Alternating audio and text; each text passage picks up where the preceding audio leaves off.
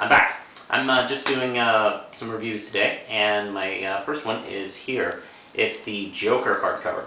Got this from Lindsay for Christmas, and it is fantastic. It's from Brian Azzarello and Lee Bermejo, and they had worked together a couple of times before, and I think it was the Lex Luthor. And of course, obviously, if you do Lex Luthor, I don't know, maybe a Joker story is coming up. He's basically probably the #2 villain in DC Universe, although to me he's the best villain.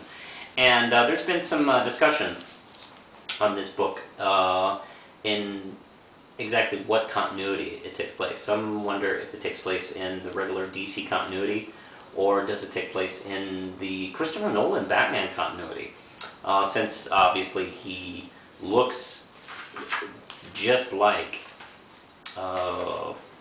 he looks just like the Heath Ledger Joker, down to the smile. And there's a couple of shots that even resemble some shots I remember seeing of Heath Ledger. And I don't know, it just makes you wonder. I've been told that it's just a coincidence that the book was already on its way to being finished by the time the stills came out of the character played by Heath Ledger's. But I don't know, every once in a while in this book I see a pick like this right here. What makes me think, I don't know. But you know, the thing is, even if they did, it doesn't matter. It doesn't matter to me. I mean, it looks fantastic. And you know, that's all I really want, is a book that looks good and a book that reads good, and it does. The story? Joker is able to finagle his way out of Arkham, which makes me think it isn't in regular DC continuity. I mean, Jesus Christ. I mean, what hasn't he done?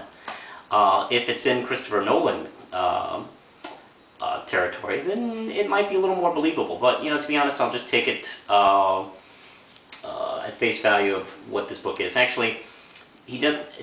It's not said how he convinces the people at Arkham to let him go. So I mean, God, he could have made, you know, a deal with Satan or something, or have some magic spell. I mean, it is DC. You can do anything.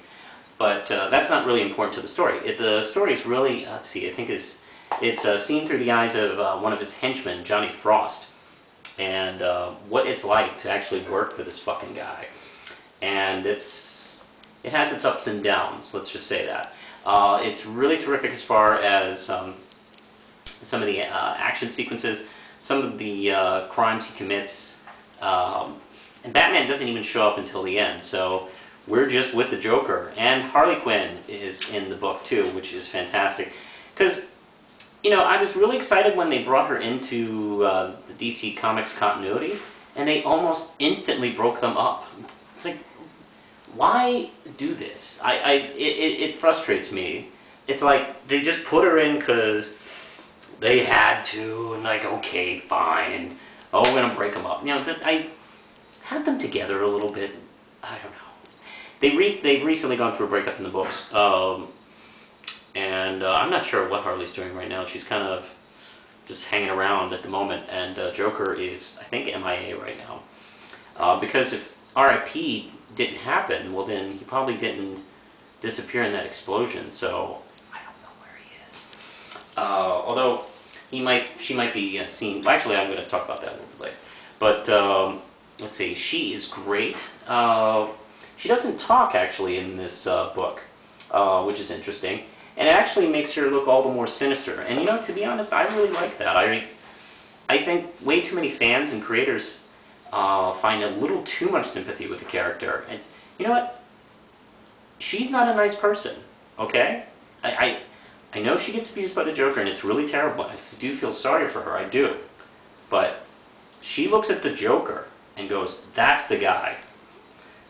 There's got to be something wrong with the person who feels that way. So, you know, she is very well done in this book, even though her part is small, but she is a fantastic sidekick in the book, and she's just on her own scary.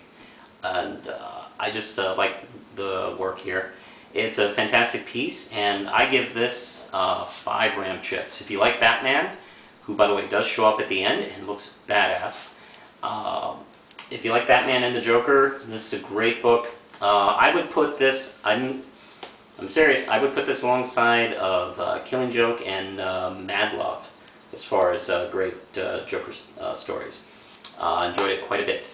Oh yeah, I think I just said how much I liked the art. The art was fantastic and realistic, and God, there's just some really poignant, great. I could just go on and on. It's a really great piece. 5 RAM chips. Now, I have a question here. MisterWin asked me, do you watch Lost? And what are your thoughts on the Inhumans? Answer to the first question is no. The second question, I don't care. There. If you have any other questions, just leave a comment here, and either here under the video or on my main page, or just send me a message and I'll be happy to answer any questions you got. And till then, push the button, Lindsay.